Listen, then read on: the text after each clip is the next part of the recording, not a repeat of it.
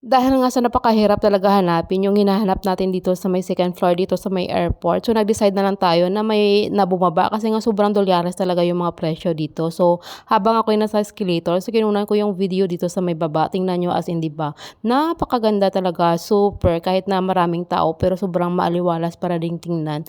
Tapos yung nag-decide ka na lumabas dito sa may airport tapos nakita mo to yung sumasayaw na parang mga bell na ito. As in na-enjoy na naman si AI nyo at nawiwili dito sa kakatingin sa kanya para bang may plano siya yata na sundin yung mga formation nila sa pagsasayaw nila. Ay, charot, ganun ba? Yung puro ba namang left yung mga paa mo tapos susundin mo? Ay, ganun ba? Nagpapakasakali lang naman si AI nyo, baka pa lang, ganun. Mabuti nga lang is konti lang dyan yung taong kumukuha ng mga video at yung mga picture. Kaya yun, of course, nakikisama na lang rin din si AI yun.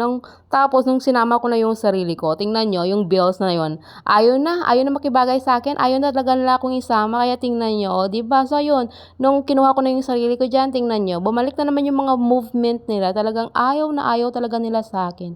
Hirap na nga hanapin yung hinahanap ko dito, tapos pati sila ayaw pa nila sa akin.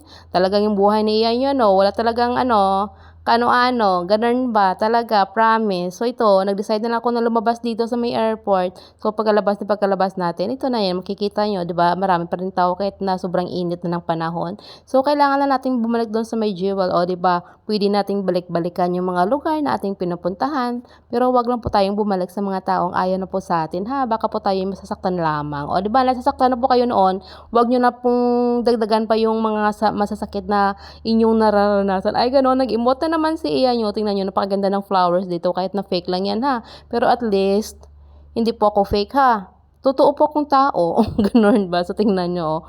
Tapos, pagkapasok natin dito, balik dito sa may J1, yung makikita nyo is mga bagahe. Nakaka-miss talaga yung may mga bitbit kang mga bagahe. So, sobrang tagal mong hindi nakapag-travel na may bitbit kang mga bagahe. Kaya, yun, ini-enjoy ko na lang yung pagtingin-tingin dyan sa mga nagbibitbit ng mga bagahe. Tapos, nag-decide na akong umakyat dito sa may taas, doon sa may top floor dito sa may Jewel. Kasi nga, marami pa rin ditong mga magagandang view na pwede mong tingnan nyo sa iya niya. Di ba? Sobrang nakasmile talaga siya kahit na hindi niya nakita yung forever niya. Kasi nga, wala nang chance niya na makita niya yung forever niya. Kaya hayaan nyo na lang na iikot natin dito sa may top floor na ito yung ating mga mata.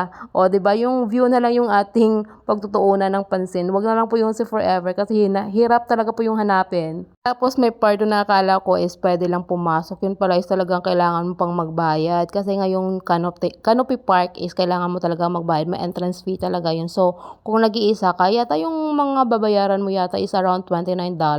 Kaya ito, nung umikot na lang ako dito, wag na lang tayo pumasok doon. Oy, okay lang yun kapag may mga anak kang kasama na pumasok doon kasi nga may mga playground doon. So, talagang may enjoy talaga yung mga bata doon kapag pumasok doon sa may sa may Canopy Park. Tapos, bago po tayo bumaba, so dito banda, kinuna natin ng view yung falls na yun, di ba? Tingnan nyo, parang nasa jungle ka, pero yung totoo is nasa loob ka lang ng mall, di ba? Sobrang ganda talaga. Human made yun eh.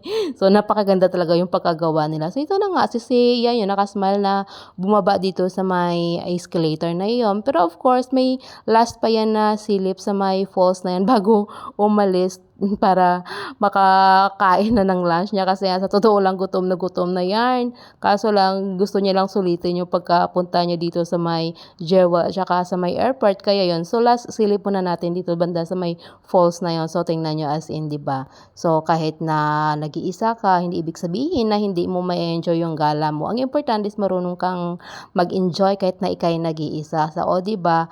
Mahawak mo pa yung oras mo. Tapos ito na tingnan nyo, diba? Sumama na ako dyan para at least, diba, may memories naman ako kahit papano. Bahala kayo dyan kahit na bulol-bulol na yung pagka-voice over ko, ha. Gutom na kasi ako ngayon eh. So ito na nga, so kailangan na nating dumaan na naman doon sa may overbridge na napakaganda. So diba, tingnan nyo, nakaganda talaga ng smile ni AI nyo. Diba, mas photogenic yan sa ngayong araw lang, ha. Sa susunod, iba na yung itsura niya. So ito na nga, so nandito na tayo banda dyan sa may overbridge, papunta doon sa may MRT station para pauwi na, para makapag-lunch na si Ian.